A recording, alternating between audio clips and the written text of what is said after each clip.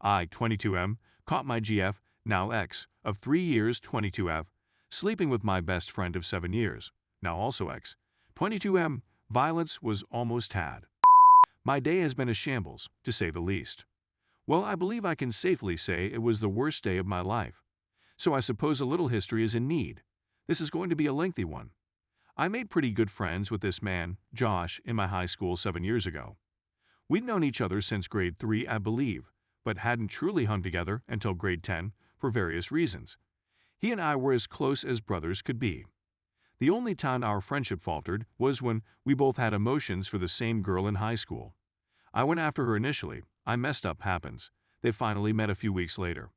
He made me third wheel once or twice, which is why I felt irritated with him. Things have been going relatively well since the awful tragedy. We attended to the same high school and now live with 2 of our university mates. Things were going swimmingly until today. Now that I'm in my first year, I met a female on his floor. She, Anna, was great. We had an immediate connection. We spent the following 3 years in the most loving, healthy, and joyful relationship I'd ever been a part of. We never argued, but rather discussed various topics. We could sit and be in one another's company for lengthy periods of time, or we could simply be goofy goose with each other. There's no use in attempting to articulate it any further since the term love, in its most literal definition, completely expresses my sentiments. Josh also had a terrific girlfriend, and the 4 of us would spend a lot of time together. They'd just been together for a year, and hope not for much longer. So back to the incident. It's the last day of autumn break here. Today I had to work from 3:00 to 8:30 a.m. I had arranged to meet up with Anna once I got home from work. When I arrived home, I realized Josh was the only one present, but I could plainly hear antics. I also observed my girlfriend's sneakers on the floor. I assumed she was come to surprise me. What a wonderful girl she is, but I suppose not. I make my way downstairs to my room. She isn't there, much to my astonishment. I'm clearly perplexed, and then I hear something I'll never forget. My girlfriend's scream is unmistakable, and I've heard it enough times to recognize it. I should explain that I was bullied a lot between the ages of 10 and 14, because I began taking several martial arts lessons when I was 12 years old. I only had to defend myself once, but no one screwed with me after that. So I continued taking the classes and improved a lot. So now I can kick some. Josh knew this. So I lose all sense of reality and go insane. I assume they didn't hear my entrance. They were taken aback when I actually kicked Josh's door open. Because he knew I was about to punish him, the sight on his face was truly pleasurable. Her expression was emotionless. She was just at a loss for what to do. You know that part in Fight Club when Ed Norton beats the out of Jared Leto? I wanted to do it, but I restrained myself. I believed simply knowing what I was capable of doing to him was enough punishment, along with the loss of his closest buddy and other such things. Then I simply stood there staring at her. We shared an existential crisis. For approximately 5 minutes, I felt like we were being thrown in and out of reality. I just stepped up to the front door. He'd already departed. I took both of her shoes and placed them outside. I went to my room and took all of her strange clothing, putting them in a bag and leaving them at the door. At this moment, she was in tears. She continued apologizing, stating it had happened just once and was a mistake. I ordered her to go and never speak to me again in the calmest manner I could conjure, and that we were definitely done. I could feel my emotions erupting. I wanted to cry, scream, and curl up in a ball and die. That happened roughly 5 hours ago. Edit. I'd like to thank everyone for their wonderful thoughts. Right now, I'm in a lot of discomfort. I informed Josh's girlfriend, and she has since broken up with him. It's unfortunate that folks still believe this is a hoax. It just isn't the case. When things have altered, I will provide an update later in the week. I've since returned home to my parents for a few days until I figure out where I'm going to live. Update. Things that have occurred are fine. Sunday, I chatted with my ex-girlfriend. Friend, she is aware, has broken up with him, and is coping with the aftermath. Her and I have decided to be friends, but we will maintain our distance for the time being. Tuesday, I met with my other roommates and informed them of my intentions to move out, despite the fact that they support me. I really can't stay in that home any longer. One of them also informed me that he may have caught them doing this accidentally a few weeks ago. He was never certain, therefore. Never said anything but remained suspicious. I don't mind if he doesn't disclose. He done nothing wrong, and he's in a pretty difficult situation. Tuesday night, I called my ex, which was probably not the greatest decision. I informed her she had broken my trust and that I would never talk to her again. She said she'd never really loved me, and this wasn't the first time. I told her I loved her and didn't care whether she was attempting to make me angry or envious. She broke down and apologized, essentially retracting her words. She made many attempts to get me to give in, but I resisted. I chatted with my ex-best pal on Wednesday afternoon, Josh. I informed him that we were finished. I questioned him why he would do anything like this. He said that it simply kind of occurred. It all began with some stupid flirting while he was experiencing problems with his fiancée. It grew swiftly throughout the summer while I was away in the West. I'm not sure how long they were really doing stuff. It doesn't really matter. I went to see my psychiatrist today and asked her if there was a disagreement. She said that that was not the case. Speaking with her proved to be quite beneficial. She believes I am handling the situation properly. She has said that there would be no communication with any of them. I will gladly comply with this. This week, my emotions have been all over the place. I didn't feel anything on the first day. So far, I've had some extremely bad luck. There have also been moments of what might be deemed happiness.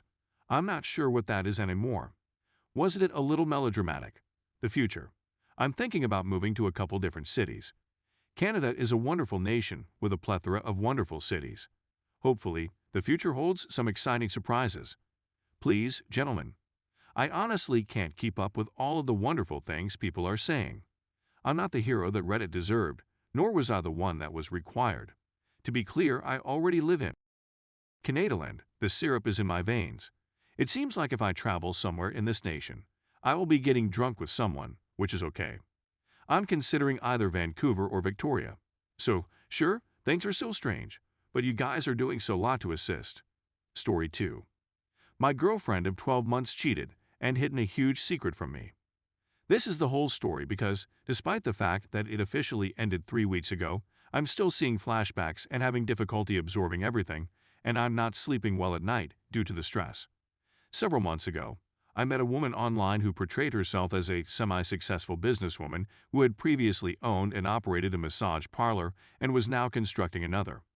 I'm a strong advocate for women achieving success in the workplace, and when she mentioned this, I was taken aback by what she'd accomplished on her own. We agreed to meet up for a second date shortly after our first. Then there's the ultimate word. And then there's the fourth. She told me that she had children on the second date. Given the fact that she was Thai, I decided to research the best way to make a good impression with a Thai family. It was recommended that I bake something delicious and bring it over for everyone to enjoy together. By the way, I'm not a good chef. I can't bake anything to save my life if my life depended on it. But I persevered and persevered until I achieved the ideal brownie recipe. It was then that I took charge and presented myself to her mother and children. Everything went off without a hitch. Towards the end of the conversation, I began to feel that we may be able to work together in the long term. There were times when it looked like everything was too good to be true. That was the case. We had all gone out one day to take pictures of the countryside, which we had all done. Given that I'm working long days for my job and other responsibilities, I assured her that I'd visit her within 2 weeks. After 2 weeks, I called her the night before I meant to meet with her for the first time. She is deafeningly weird. At this point, we'd been dating for 4 months at the time. She responded by texting stating she wasn't feeling well and that she would see me the next day. As a result, I went the next day. She had accompanied me to the airport. When I picked up her phone to send over the photographs we had taken 2 weeks before, what I saw made me feel sick to my stomach. There was an image of her in bed with another man in her photo book, with the date stamp indicating that it was taken the night before. Things only become worse when I confront her. She alleges that she did it for financial advantage. He paid her to have relations with him. My vision was like a falling waterfall in front of me. How come you didn't approach me about it? I would have bought you some food if I had known you were in such a financial bind. I drove myself home since I was feeling under the weather. She cried and begged me to forgive her, and it took a lot of resolve on my part to give it another go after a couple of weeks had passed. 6 months later, everything had been mostly forgotten, and things seemed to be going well for everyone. However, this will not be the case for long. After a while, her Thai buddy came over to me and introduced herself as a colleague. My friend referred to my girlfriend by a different name from the one I used. Suddenly, my partner broke out sobbing, as if to scream, OSH*T. As a result of my research, I found out that my girlfriend had been a very well-known prostitute in the area who often slept with men in exchange for money. My heart was thumping against the wall. I'd been with her for about 8-9 months at that point and was over heels in love with her. However, she then told me that she would no longer be doing so. In fact, I had no evidence to the contrary at the time. After that, she inquired as to whether she might live with the children. As a result, my state of mind had been completely ruined, and I said that I was not prepared for it. No, not at this time. It was necessary for me to consider everything. I search up her name on the internet a couple of days later and find it to be correct. Once again, I can't believe that the woman I fell in love with was a prostitute who had been hiding this fact from me all this time. And at the very top of the screen, there was a brand new, unfiltered critique of the actress. After asking me to move in, she had with someone else for around $140 just 1-2 days after asking me to move in. We ended our relationship 3 weeks ago, and I just found out tonight that she had slept with someone else within 3 weeks of her separation from me. Right now, I'm a shattered individual. Despite the fact that she told me she loved me multiple times, she crushed my heart and took advantage of me. I'm hoping to be able to get back on my feet in time. It has hurt me to the very core of my being.